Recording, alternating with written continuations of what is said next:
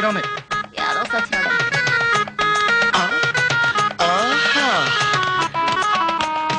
Hello hello, మీ పేరేంటి? పాకీజా. అవును, స్కూల్లో మీరు పిల్లలకి చెప్పే సబ్జెక్ట్ పేరేంటి? శుభ్రత, పరిశుభ్రత. ఓహో, ఆరోగ్య శాస్త్రం అన్నమాట. సైన్స్ అబ్బో చాలా కష్టం.